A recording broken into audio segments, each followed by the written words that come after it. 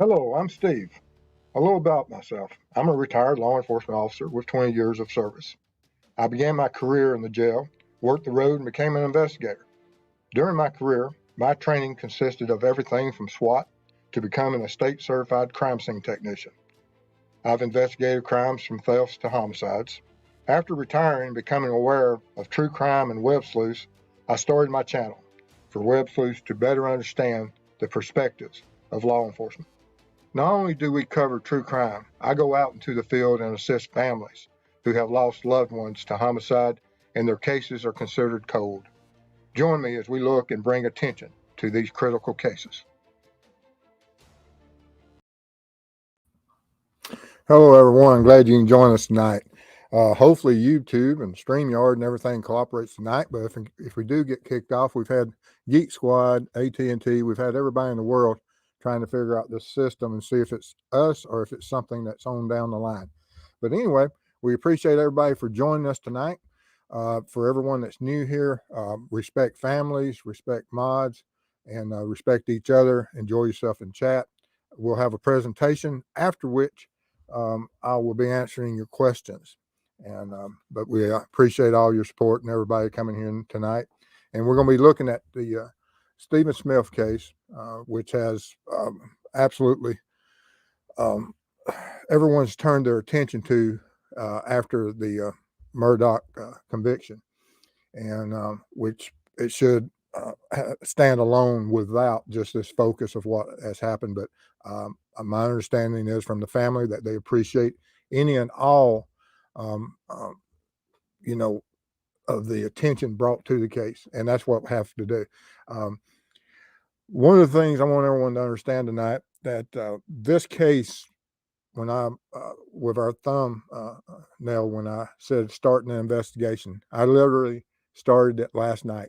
I knew absolutely um, nothing about some of the case. I've been receiving some information from. I have a lot of great supporters out there that continuously um, feed me information, and I've been putting it in a file.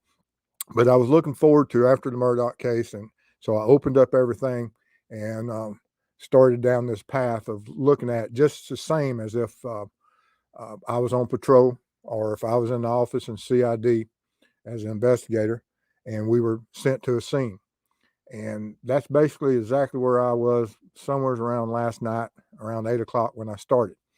And by this morning and this afternoon, after I've created this first presentation, and as we look at this, there's no way that in the next hour that I will be able to cover everything about this case.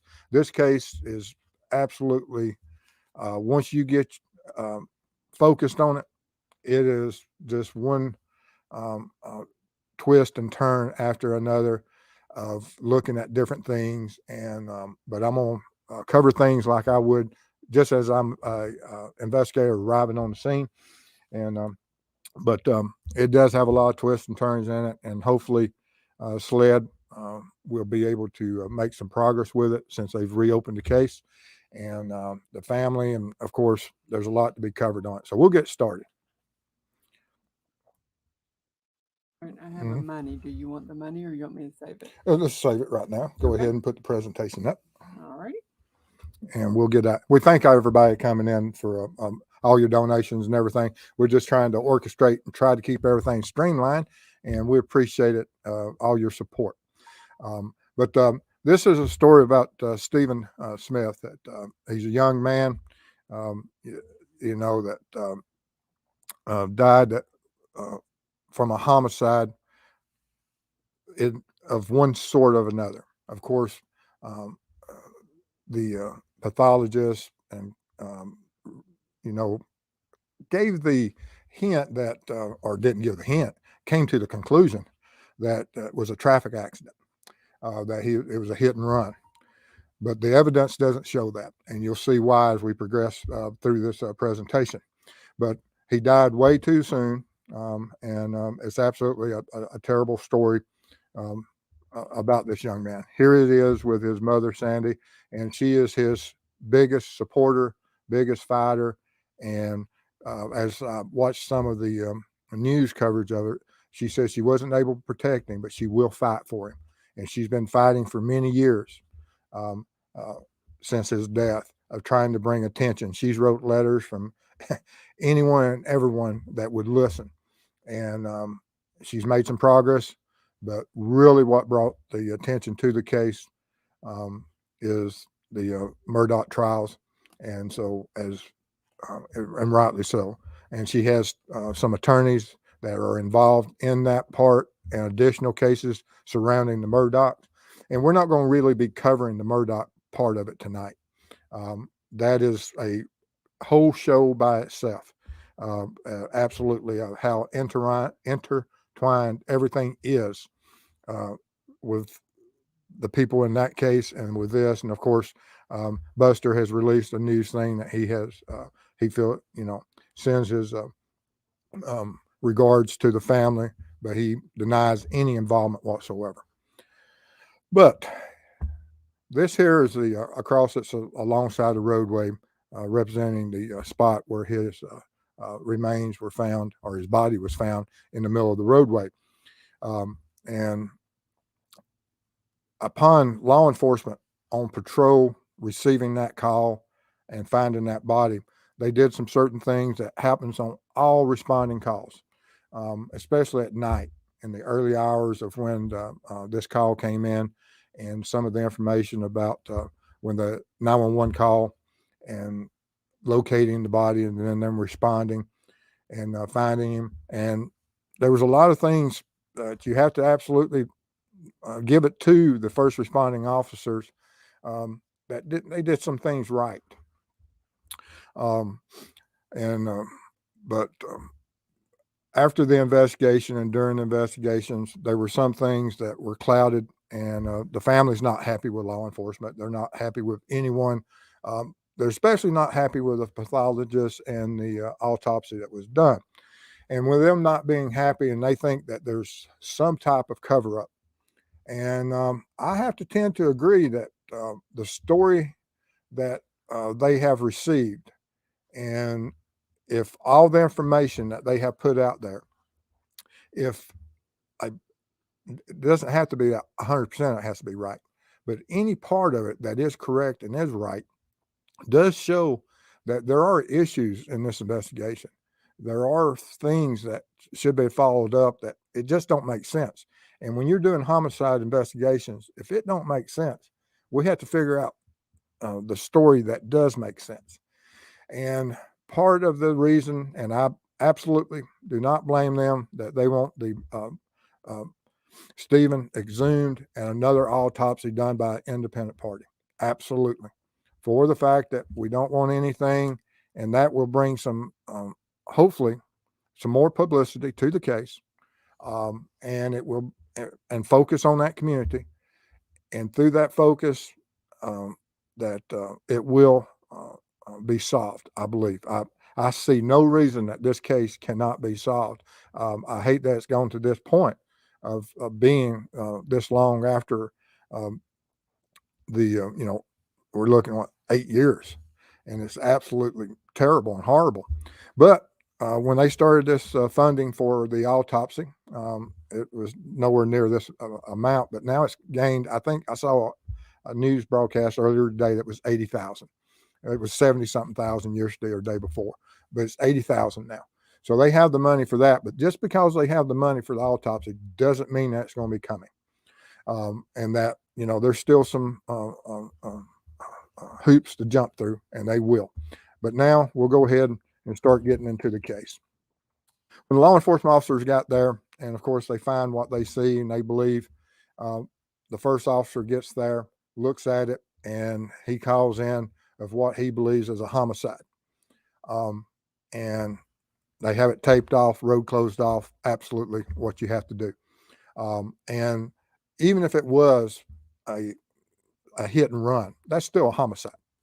It may be a vehicular homicide, but it's still a homicide. Someone struck someone knowingly or unknowingly and left.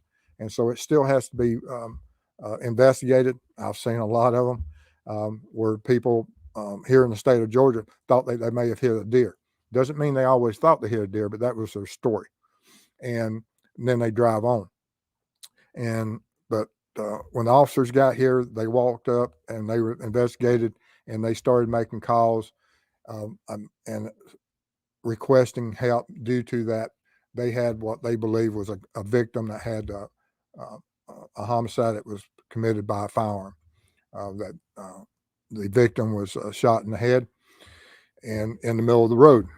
And there's a lot of factors of why they came to that conclusion. And when we look at head injuries, regardless if it's by blunt force, knife, or gunshot, they're hard to distinguish, especially in the early morning hours when it's dark. That anytime someone suffers a major head injury, the lacerations or the cutting, and on this one, I understand it's about 7.5-inch gash that could resemble a gunshot. And there would be a lot of blood because all head injuries, due to the all the blood vessels and everything with your head, and possibly once the cranial vault is cracked or is from a gunshot that's punctured, and you have an entry, may not always have an exit wound.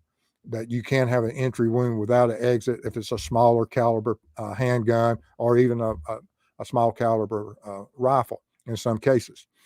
And so the officer getting there, seeing this, and um, determining that we have a homicide, along with a coroner that was on site, that they both agreed that from the information they had, that it did appear to be such.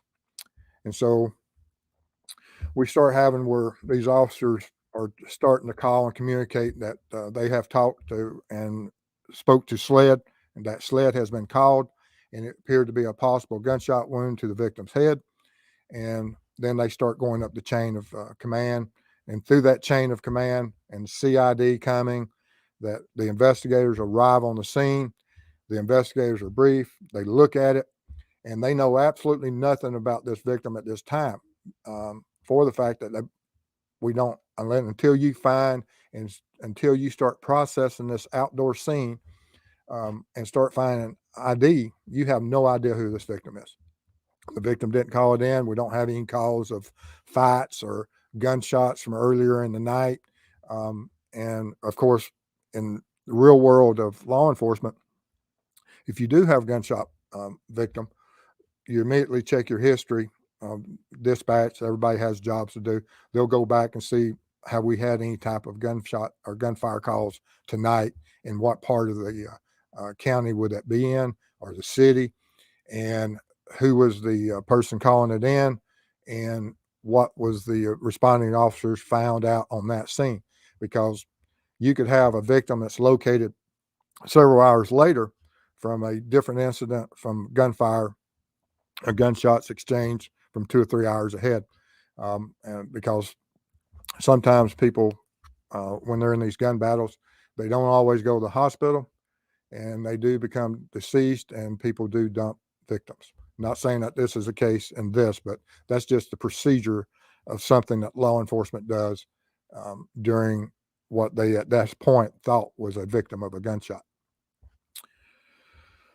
And then we go on to some more notes that's made by law enforcement, and they're talking about that it appeared to be a homicide, and SLED was taking it over, which it turns out that SLED eventually passed it along once they determined that it was going to be a traffic accident, which passing the buck appears to be part of the, and it happens in law enforcement, because if it is a traffic accident, every division within a state or jurisdictions has people that specialize in certain things. And in this case, with traffic accidents and things, it would be the South Carolina State Patrol that took over the investigation. And from some of the stuff, we won't be covering all of that tonight, because I'm telling you, there's so many different ways that the information I've seen in the last 24 hours of offshoots of people with conflicts of possibly conflicts of interest and connections to other people, and solicitors of great power and prominence contacting families and things. And when you see the family speaking, that originally they were told that their son had passed from a gunshot, and then they were told it's a traffic accident, and then they're told something else, and they're told all this information, and so it confuses the family during that course of investigation, and and so there's a lot of stuff to cover on this as we move forward, because there are going to be several shows about this one.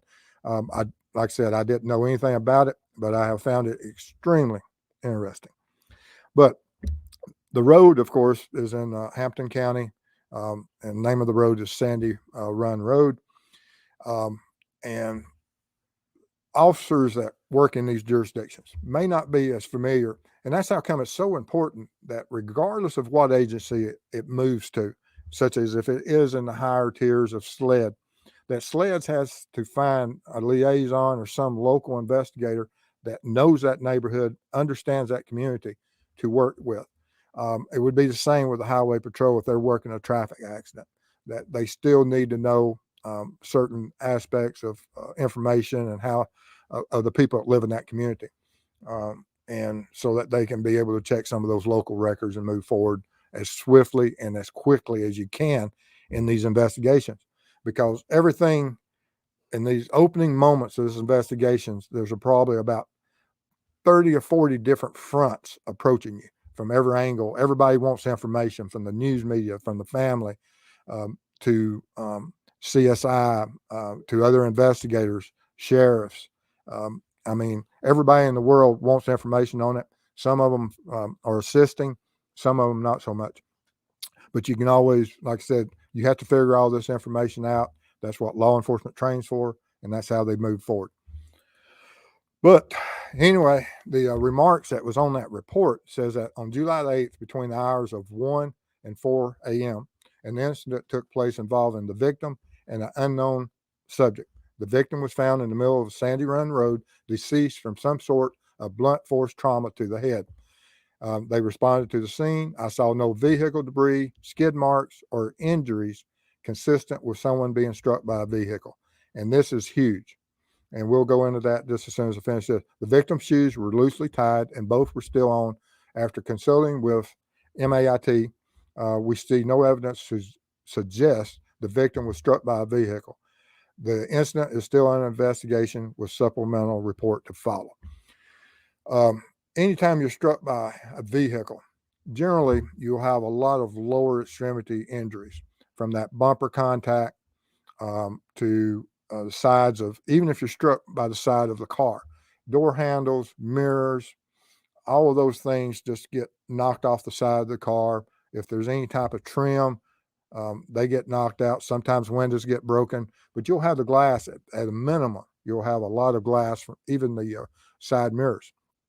And then if you're further in front of that car, where the headlights are, where the grill is, where there's some of these cars, they have a lot of plastics and from the grill work. It's not the steel metal that used to just bend and they drive away with it.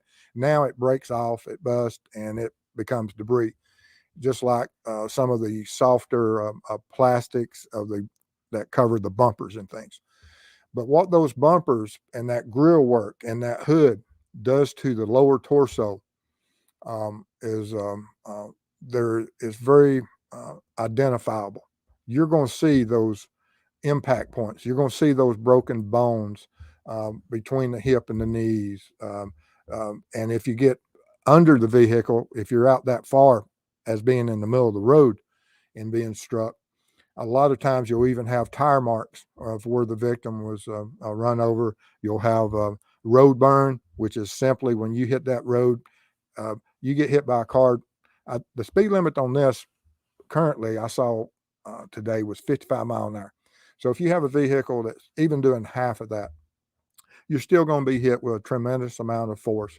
From 0 to 25 miles an hour is not anything that is conducive to the well-being of a human. And you'll have a lot of traumatic injuries. The slower the speed, the more likely you may survive it, but still you're going to have some injuries. Once you're slammed to the ground, if you're not propelled out of the path of that vehicle, they'll run over you.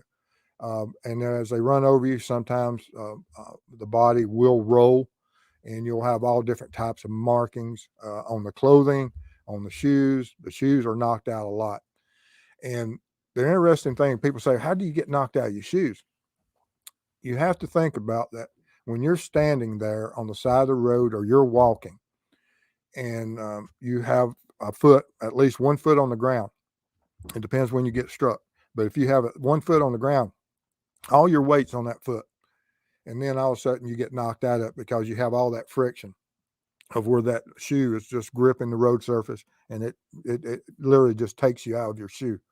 They fly off a lot of times. Not all the time, but a lot of the time that does happen. The last one I worked, that's exactly what happened. The shoes were out in the middle of the road. Victim was off an embankment and was found by a road crew. And so you see that happens a lot of those shoes, and then of course they have those other injuries, and that's how that's one of the reasons they want to exhume this body, is to make sure, are they other injuries that are consistent or not consistent with whichever way that this path goes. The first responding investigator making note of this, be it a road officer or a traffic accident reconstructionist that's looking at this, they're looking for those items. They're looking for those types of injuries. They're looking for that road rash.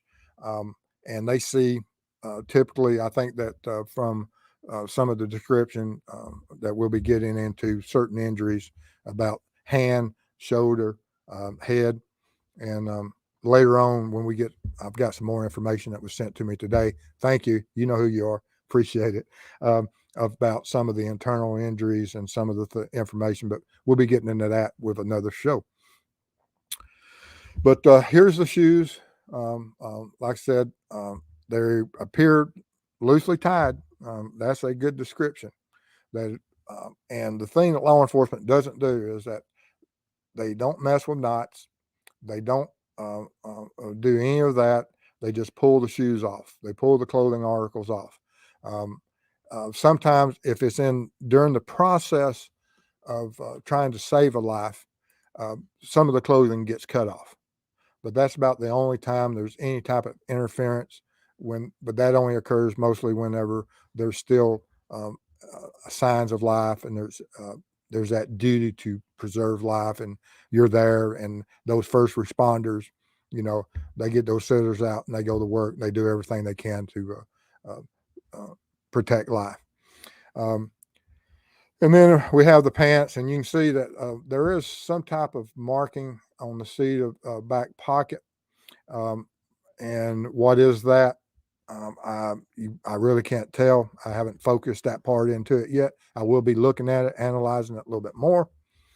And then also from the shirt, you don't see the tears or anything as far as any type of dirt that would be transferred from the vehicle onto the clothing.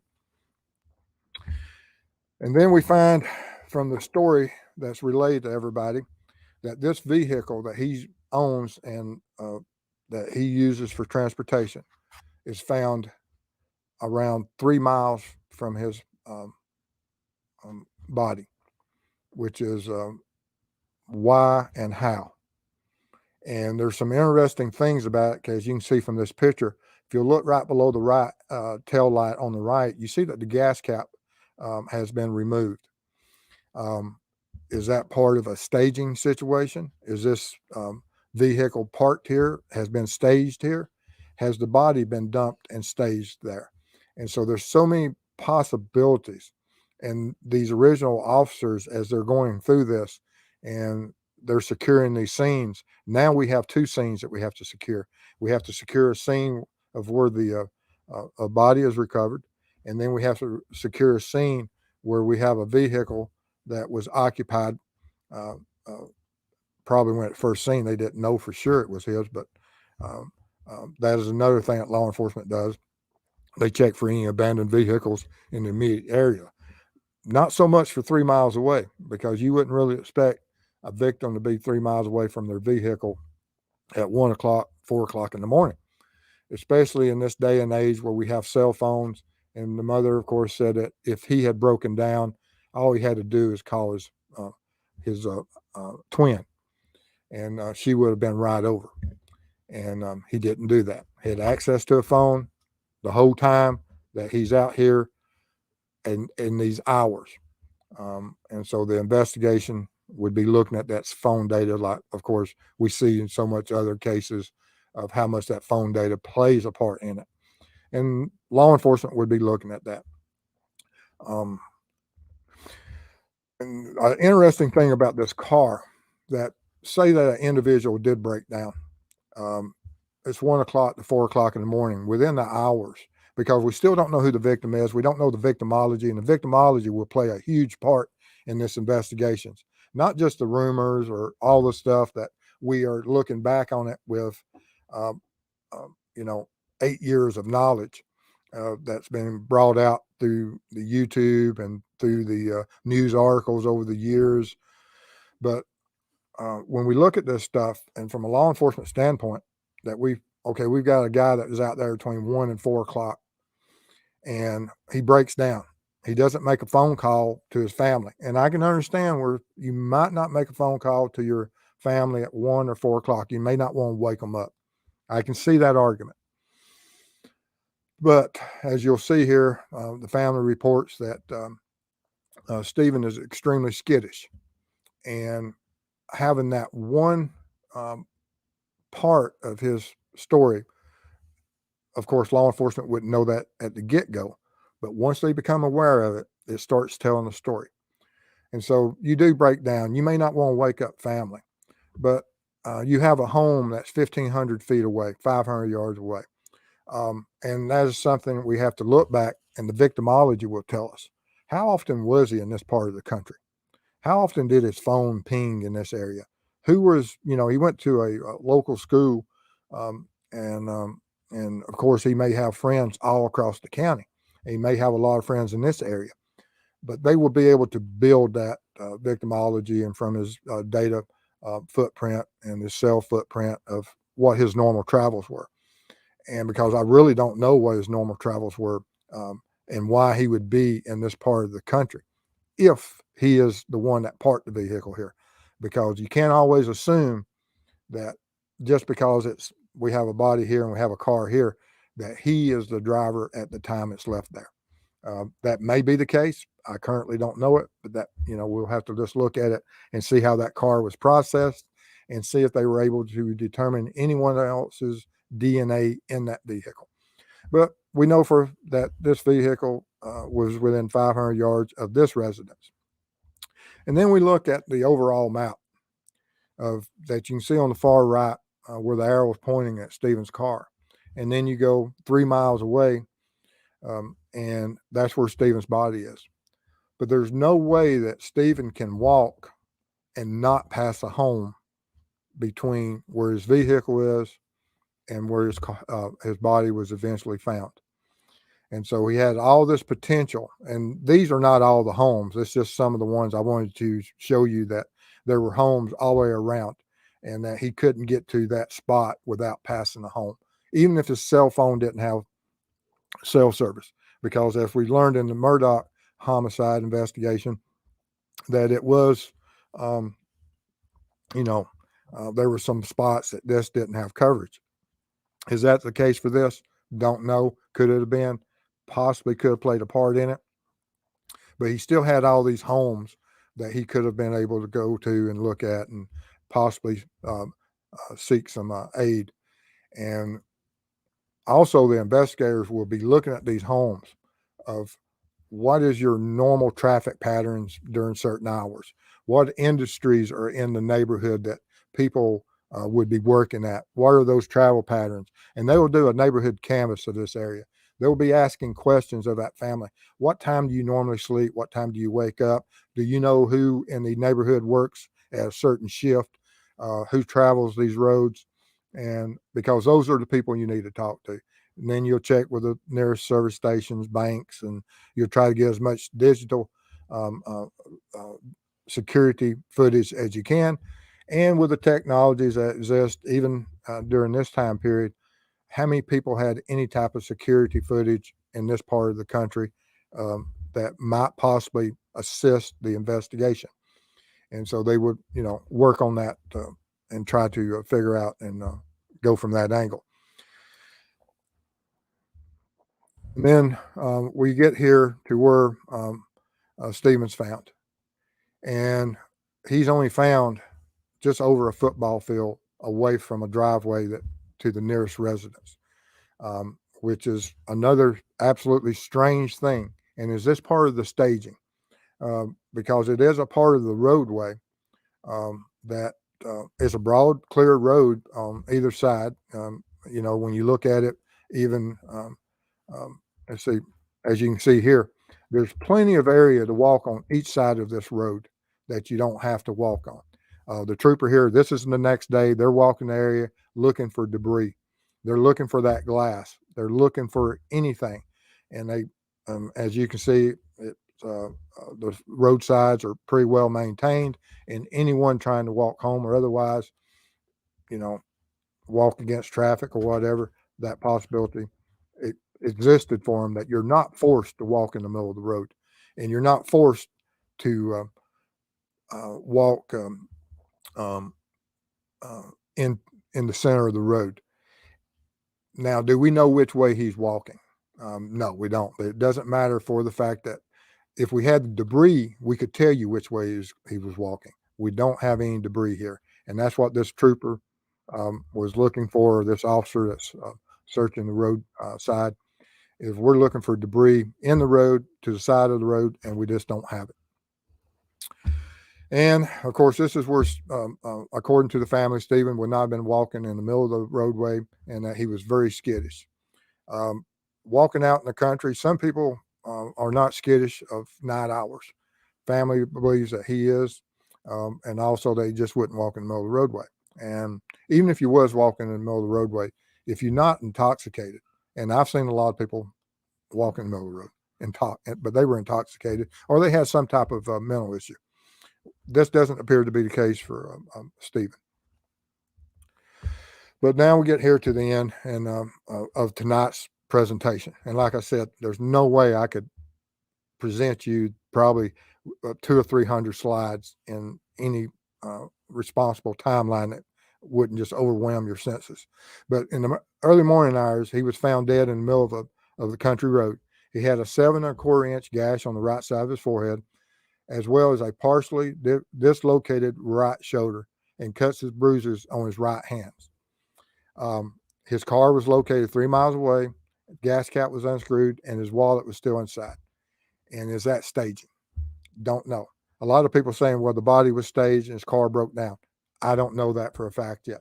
I don't know what law enforcement did as far as taking it to a mechanic and saying, what's wrong with this car? How much fuel is in this car? Did it run out of gas? Was the gas cap taken off? Is the gas tank punctured? There's a lot of things that they will look at and try to see if there was any way someone attempted to disable this vehicle, that he may have made a stop somewhere. They disabled the vehicle so he could only travel a certain distance. We don't know all of that, but hopefully as I dig deeper into it, I get some of those answers. And then they say he was on his way home from a night class, and where he was studying nursing, and when his car ran out of gas on Highway 601. And they believe he started walking along Sandy Run Road, and his family disputes that.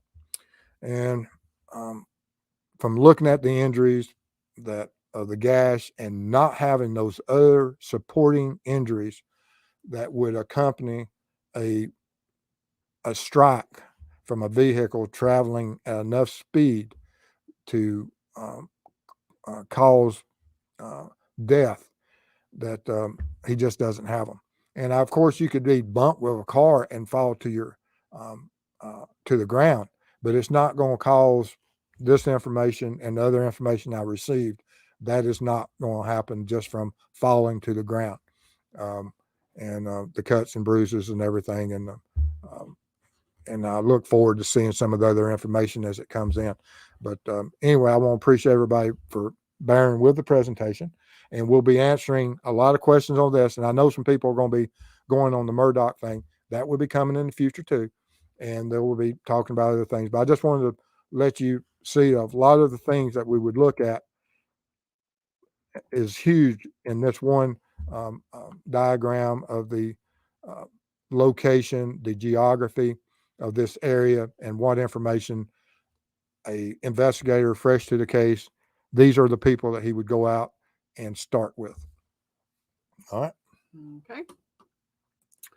All right. So we're going to start off with Joanne Jackson and a super sticker. Thank you for your support. Appreciate it. And Dean O, another super sticker. Appreciate it. It means a lot to us. We're going to be using it pretty soon. All right. And Davey, super sticker. Oh, man. Thank you, Davey. Appreciate it. It means a lot to us. Absolutely. All right. And now we have some questions from Kathy. Steve, is Sandy Smith aware that you were looking into this to see if you can help solve this? No, I haven't contacted anyone. I saw where they were reaching out, and when the attorney was doing the interview with that news channel, they mentioned they were looking for certain individuals. Of course, if they ask my 2 cents, I'll give them my 2 cents. And I think, and one of the other things is, of course, I had a career, and it was a pretty good career. But there's other people out there that they have these technologies and things, and everyone has experience, and some bright people have looked at this. And of course, just because you have a new set of eyes on it, sometimes it does pay off. And if it was ever given the opportunity to do so, I was absolutely throw my heart into it and try to do anything for the family that I could. And of course, with the foundation and everything that we do it for free because our community that of the people that gave tonight, and from the people that watch these videos and spread the word that yes, we go out there, we help them. And if I could ever assist them, I would. I doubt they'll reach out to me because they're probably overwhelmed with the people that are working on this case. All right. And Adventurous Spirit 66. Thank you so much. I so appreciate your insight on these cases. Well, thank you. Hello, Mrs. Steve. Oh, hello. My apologies. I am multitasking yet again. But there's a lot of these people. Like I said, you had the troopers went to the pathologist and they argued. And of course, it was shut down. And that's how come the family is wanting this independent autopsy. And I agree with them. Absolutely. It's not going to hurt anything to have an outside opinion, that second opinion of someone that doesn't know anyone involved in the possibility of it. And you have to do that. And I understand the family wanting to do that. And I agree on this case particularly. Like I said, I knew absolutely nothing of it. But just as soon as I saw this part, no vehicle debris, skid marks, or injuries, that tells you a story in and of itself. Because I've never worked any type of death involving a car, even when someone was just simply backed over, that they didn't have some type of vehicular identifiable markings or injuries to them. Ready for me? Mm-hmm. All right. Another blue light for Pigeon Mac, member 3 months. Oh, thank you. He says, just love you. We love you too. So thank you so much. Is he upside down, backwards? He's still upside down and backwards. Okay. He makes me work. Now that I know what it says, though, I'm much better. All right. And Rockin' Dawkins. Thank you. Appreciate your support. Super sticker. Thank you so much. We're working a cold case in Texas, and all this will be going towards that. Thank you. All right. Let's go get us a question. All right. So you've done Kathy. And this here is just a statement that is going to emphasize when you get hit and you lose your shoes and all Sure. that. Christine, she shared, my hubs was a race car driver. Oh, I love that. He got in a wreck his shoes were nowhere to be found. They went flying, and those were boots. Yeah, yeah, especially now that is a good point. Boots are the worst of any of them because they're not tied. You can't cinch them down. But if, and in his case, he didn't cinch down his shoes, and which is a red flag. That it is surprising. Interesting. All right. And single mama 4, does Buster and Steven just know each other from school? That's what Buster says. And may not be true. I don't know. I haven't gotten that far into it, but there is a lot of connections with the Murdoch, and they were. I think in one of the articles, I don't. I think it mentioned classmates, so that's a possibility they may have graduated together. I don't know. I don't. I think actually it may have been Paul that was, but there was most certainly some time spent in the same school together with some of the Murdochs. Okay, so give me 1 second here.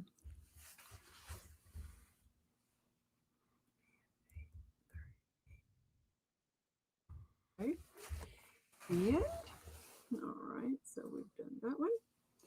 And Grace just said that news this evening that SLED called Stephen's mom and told her they believe he was murdered. Have you seen that? No.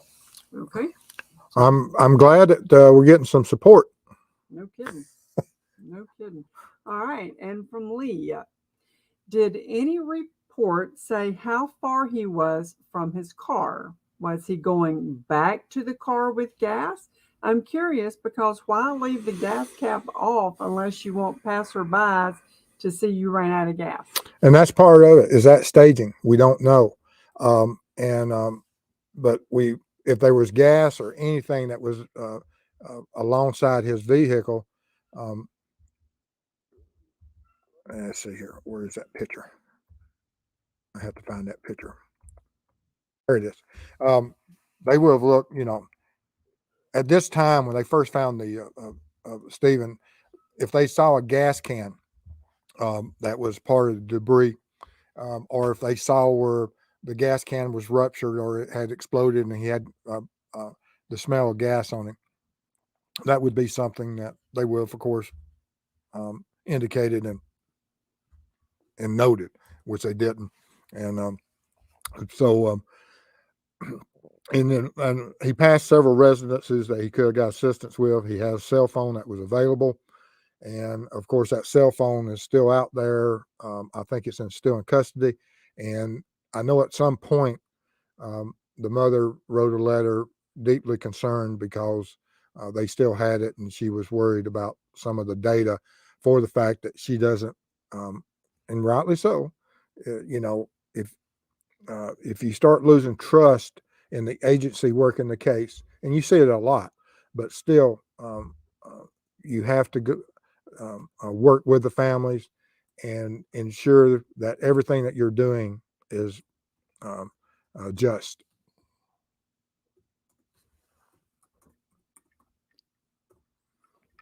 But yeah, that is an odd thing about leaving the gas cap off. Why would that be? And is it part of the staging? Christine's Hubs loved how I read the comment about, and I like racing, so that's what I love. Not that he was in a wreck, but that I like racing. Oh, she is. You know me. All right, so let's see here. And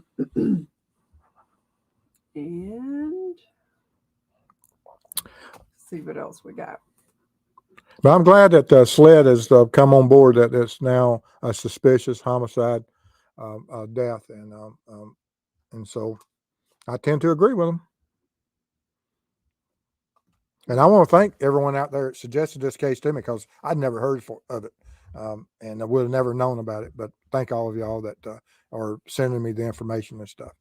Okay, and Ronnie question: if he didn't want to call family, why would he wake up the neighbors? And that's the thing is that on night patrol, I can go through a neighborhood and tell you exactly who's up and who's not. And I can see we're going up to a dark house that may have pets and things, one thing. But of all those homes, some of them, there's always people up there's cars traveling up and down the road. So it depends on the lighting situation. Not all the homes would have been, but he would have possibly been able to go to one that did have lights on. I don't think I've ever drove um, a mile on patrol and not see at least, 2 or 3 homes in areas like this, rural areas that you have people working all shifts, and not everybody just works daylights. That's true. You hate daylight. I hate daylight. I used to come in and I was on patrol. Yep. Yep. Yep. But it's a good question. Good point. Fair point. All right. Let's see here. 8:45 and what? Ooh, not making me work tonight. Okay. And hide that one. And Kathy. And Steve. Surely LE has looked at the digital footprints, as you say, don't you think? Well, one of the letters was very concerning that the mother wrote and about that some of the information still hadn't been obtained. And it was concerning to her, and she wrote the FBI about it. Now, that letter is older, so I don't know what is current, and I've still got to do a lot of research on that. But sometimes it takes a while to get into those phones, if they ever do get into them. Okay. But there would have been other people also that, in the victimology, you would, and the family, they know the people he hung out with. They know the text messaging. They can check those text messages and see what his normal activities are through a day. Most people, send, well, we're constantly sending stuff. And so everybody has that footprint. And it's not always that it's just with the one individual or possibly the one that was involved in this with causing the death. But they would be able to go out there and check with his classmates at his schooling and any relationships that they had, and just see what his what was contained even in those. Okay, and here's Pigeon Mac backwards at True Crime Web. Mr. Steve, I could not find out, was the car able to operate after impoundment? Did anyone check it? That's was what I was mentioning earlier. What did the mechanics say when they checked it? Was it out of gas, or was still had gas? Was it if you put gas in it, would it run? Was there a gas line cut? Is there anything that would cause that vehicle? And it may have been out of gas. That may, because they mentioned in the end of what they thought was that he ran out of gas on Highway 601. And is that due to the investigation that they checked the gas tank and it was out? Um, did they do more than just turn on the key and it not leave empty? Because even on empty, a lot of these cars have a reserve of 30 to 50 miles that even, you get your warning light on, which Woo, wait, warning lights. yeah, you get your warning light. The That man of the warning light. I Let's drive just say around. that. I do it all the time. A warning light means nothing to me. I know I still got 30 to 50 miles. Except I'm over here. Yeah. And and even when the warning light comes on, you still got time to go get gas. And so is that something that he normally did? And the victimology would tell you that. How often and when did he gas up? When was the last time he gassed up? And how much gas did he get? And so that you can see if there's any staging, such as someone did remove the gas from the vehicle. If he got a full tank 2 days before or a day before, he's not going to run out of gas in one day, unless he's on on a trip. Mm-hmm. Okay.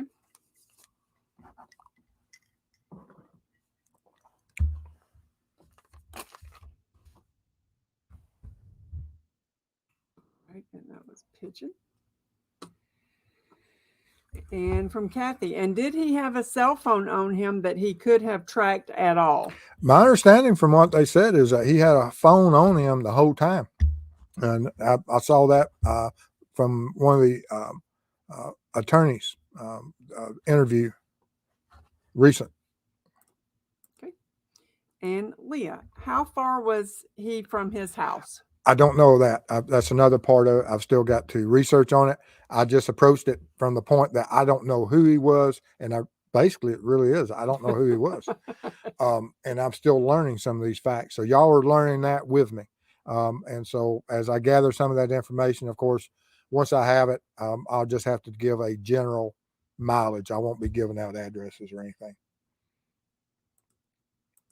because as a responding officer, until you identify them and you find those licenses, and then you have a home to check, you have someone set a line in the middle of the road.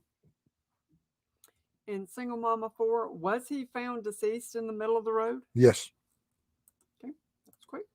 All right, and Alexander at Steve, is it possible that he could have been walking against traffic and got clipped on his right side? Not full on hit, but clipped and spun around into the middle of the road. Well, and you still would have some type of, and I've seen that, even in the clippings. But there's always debris, and the arms. If you get clipped that hard, and the furthest thing that sticks out of a vehicle to get you clipped is that mirror. And that mirror is capable of breaking arms and stuff if they're going fast enough. Um, and you would have some type of transfer. You'll have burns. You can get burns from parts of the vehicle, the paint, the side of the car, the road scrape. Um, is it, you know, absolutely guaranteed that absolutely you just get hit and you fall and this happened? The odds of that, I would think, would be astronomical, and so I wouldn't be going down that path. I'd be going down exactly where SLED is now currently. That is a homicide. Okay.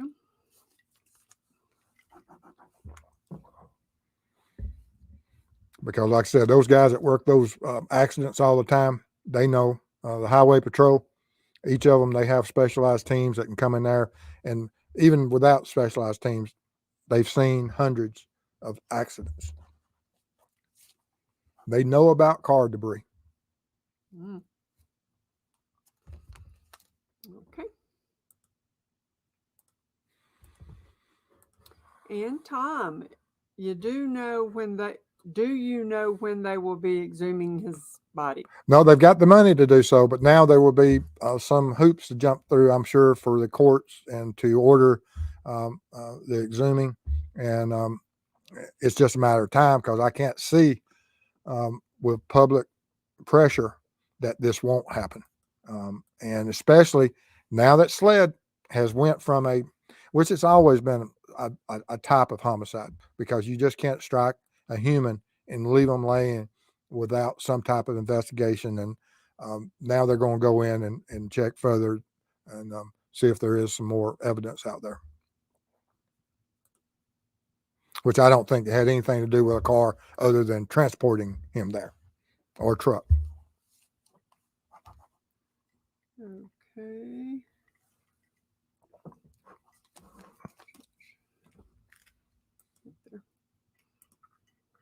All right, and this here is from Molly at True Crime Web. Any idea how much an independent autopsy would cost? I imagine it's pretty pricey.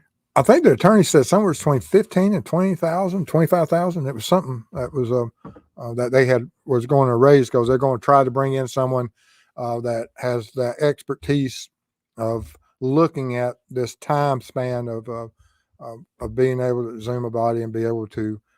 And there's a lot of them out there that have those skill sets, and that's who they want to get. They want to get the top guys, and the top guys cost money. Cost me a lot more than that. All right, and Ronnie Yaw, if he was just clipped, how did he die from a clip that didn't propel his body off the road. Make it make sense. It doesn't, and that's how come I don't think it is. All those injuries, it just doesn't make any sense. And looking at you don't have any debris. And like I said, I've never seen a car strike that did not leave debris in my career. I can't say it's never happened, but I never saw it. And we're not trying that. No, I'm not going to get run over by me. Not on that. We're not doing Might that. well golf cart, but not with it. No, we're not even doing that. All right. And Laura Ann, in what other scenarios do shoes come off? Animal attacks? Question mark. No, they can even come off during altercations.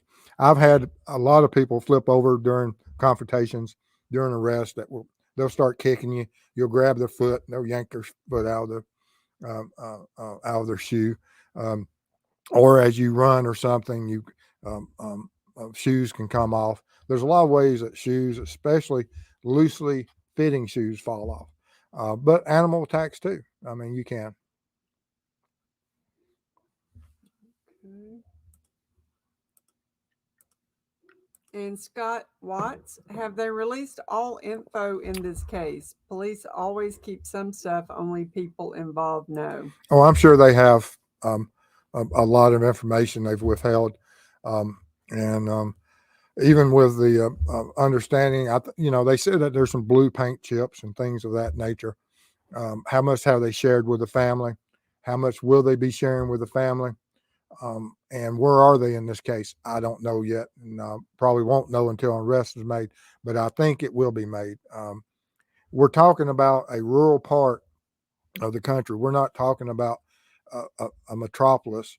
That this individual either lives in this community and travels these roads, even if it was that it in that one in a million chance that he was clipped, which I don't believe it was. The individual that did this still travels that road.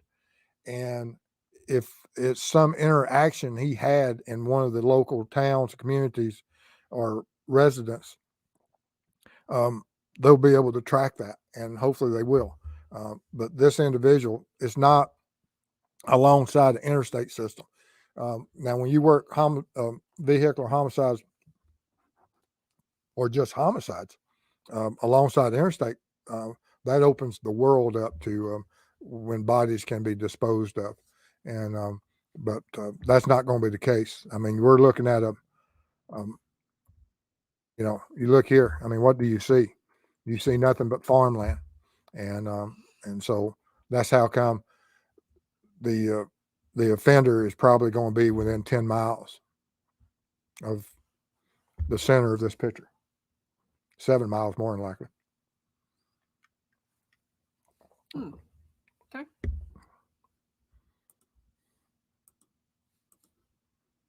And Jumpin' Jack Flash, does anyone know what type of evidence they found at the Murdoch house on this case?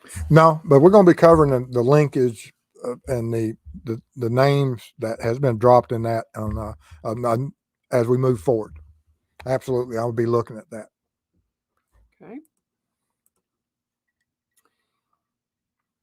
And Marcia at True Crime Web, you should do a segment on the kid that was on life support. Any idea? Mm-mm. Okay, so email Steve, I guess, right? Yeah. Steve at truecrimeweb.com. All right. And Ruckus Rocks, no blunt force trauma, no road rash? Question mark. We call that a clue in the business. Yeah. Now they did mention that somewhere's in here. I have to go back. That he did have some type of blunt force trauma to his head, but not to the lower extremities or to the chest, broken ribs. And as Ruckus says, you're going to have those broken ribs. You're going to have those internal injuries from that strike of that vehicle. You're going to have those broken legs and even broken hands and forearms, because sometimes you'll brace yourself. And it just, like I said, there's nothing about a vehicle doing 55 mile an hour on a road that has a speed limit of 55, that when it strikes you, that it doesn't leave a lot of evidence. All right. Let's Good to see you, Ruckus. Glad you're here. So I'm just cruising to see. We'll get through the so questions. the kid, nope, not yet. The kid is Hakeem Pinkney. Pinkney. I've heard that name. Okay. All right.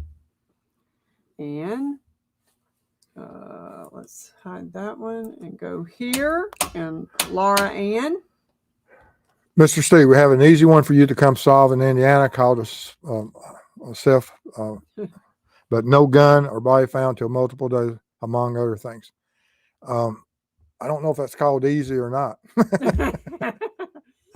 because we still have to find the individual. Send him an email. Yes, thank you for your support, Laura. But yes, send me an email on that. I'll look at it. Be interesting to look at. Let's see here. All right. And Ruckus, we've already done, right? Mm-hmm. Okay. And this will do nicely. Why did he leave his wallet in the car if he needed gas? Good point. Excellent point. And also that delays the identity of the victim. And is that playing a part of the staging? Interesting. Yeah, she already took some of my powder out of my next show. Uh-oh. But good observation. Kowalski. I'm not very good with that. How far was the nearest gas station? I have, yeah. That's part of the next show. And that's what I'm saying. And that's part of the reason that as SLED or as the troopers came in, if they bring in on crash teams, that some of the crash teams are not local officers. They may be out of another jurisdiction or another county. And so they won't have that firsthand information. And so that's how come it's important to have these liaisons and speaking with local officers and local investigators so that you can look at them and say, hey, how far is the closest service station with possible security systems, or where did he normally purchase gas, and what was his normal habit of fueling up? Because Mrs. Steve, when it gets close to a quarter tank, she's in panic mode, and it's time to go get gas. I live too far out to run out of gas. 5 miles. I ain't walking. I got some of these same roads. I ain't walking. So there. All right, you ready for me? Yes. And Jumpin' Jack Flash, was blood found anywhere other than next to and on his body? Not from my understanding. There was nothing showing that he had any type of other injuries other than exactly where he was positioned in the middle of that road. And Josh the Posh, is this another one of my South Carolina cases? I don't know, Josh, but it is. And there appears to be a lot of cases in South Carolina, not just with this family. Not talking about Smith family, but talking about the other family. All right. Kowalski, did a citizen find him first or law enforcement? A citizen. From my understanding of the way it sounds with a 911 call of the individual driving, calling in, I found an individual, and he gave another road name on it, which I don't know if that's a local road name or if he was just confused about which road he was on at that moment. All right. And John Shepard, do you think it's suspicious that his body was discovered a few miles away from Moselle? Yes, I have that Google Earth picture, and I'll be doing that in a future show because it's only a couple of left-hand turns, and it's only a few miles. Okay. So it is an interesting point. All right. And Tam, do you think he was hit with a baseball bat in the road or beat up and dumped there? Well, I can tell you about 7.5-inch gashes to the head. I've seen them. I've had them happen in some of those confrontations back when they allowed us to carry mag lights. Even with what a mag light is. Mag light is a heavy we had 4 cells, is most what officers carried. But and whenever you use them, and you can't use them as far as a weapon unless it's a life and death struggle, which at that point everything's on the table. Lethal force doesn't matter. Gun, flashlight, whatever. But if anytime you strike the head again, and you take anything that has a hard surface, such as a flashlight, a ball bat, a a baton, a piece of pipe, a hammer, when the flesh and the skin gets trapped between that hard bone and that hard surface of whatever you're generating all that energy with, the scalp will absolutely cut just like you cut it with a knife. And it's hard to really tell the difference of some of those scalp wounds of a cut or a some type of hard blunt force of injury. And of course, once you it goes into um, the pathologist looks at and things and sees other fractures, you can tell. Sometimes you can identify exactly what type of weapon was used. Okay. Let's see here. Okay. And that was Tam. And Judy Brown, what do you think happened, Steve? Right now, I have no idea. Like I said, I'm taking this almost um, now. As we move forward, of course, I already know what was in the FBI letter. I already know what the rumor mill is, and is that a possibility? Absolutely, it's a possibility, and that avenue would be searched and would be sought, and people would be going down that investigative path, and as they should. But we have to also, the victimology is going to be the key. What was his digital footprint? What pictures were on his phone? What pictures did his friends have of the people he hung around? Who was his interactions that last 24 hours, 72 hours, 5 days, 30 days? What was his spending habits in his last 30 days? Did he have a new interest in his life? Um, and all of that will be coming out of that victimology. And hopefully they have conducted a good one and they have that information, because all of us have habits, from driving to work to shopping to favorite restaurants to the friends that we hang around, how often we party. We have habits, and that victimology will play a big part in this. And I've got to try to figure out as much about this young man as I can, and then I'll be able to tell you what happened. All right. And John Shepard, can you survive being hit by a car at 55 miles an hour? I'm sure it's possible. I don't think I ever saw a survivor at 55 that took full force. Now, have I seen people? I don't even know if I've seen anyone get clipped by a car at 55. Because, um, no, the last one I worked, they were just clipped on the uh, front quarter panel, and they were probably hit somewhere around 60, 65, and um, it they didn't survive. Okay. And Wendy Hooks, would a beer bottle or beer can slung from a moving vehicle make that type of head wound? It could make that type of head wound, but it will not explain the other injuries. We don't know if there's, well, I've got information, but if you have multiple fractures, if you have multiple lacerations, or you have multiple injuries over a larger part of your body, how can they occur? And how can you get that shoulder dislocated? The beer ball or beer can wouldn't dislocate that shoulder. Now the fall might could, and but we have to look at those injuries. I have no idea what those injuries are, but when I look at them and put them all together, if there's an explanation of something such as this that could occur, then that's what I would go with. But I don't have any idea right now. Okay. And Laura Ann, Steve, when you come upon something completely new, what info do you want first? Who, what, when, where, or motive? Well, I want their ID as soon as possible because now we've got to, once you identify who this victim is, then we have to go check that house and see, do we have additional victims? What's going on? Why is this person deceased in the middle of the road at this location?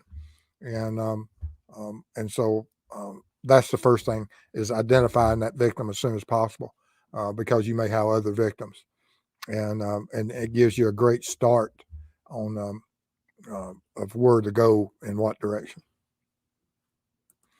So who is exactly right? That should be first. All right. And Scott, do you think the police and the ME took and saved any DNA to be on the safe side?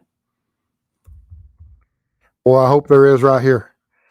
I hope on those pants and that shirt. If there was some type of struggle, if he ever was in, if any of those are defensive injuries, um, and hopefully there is.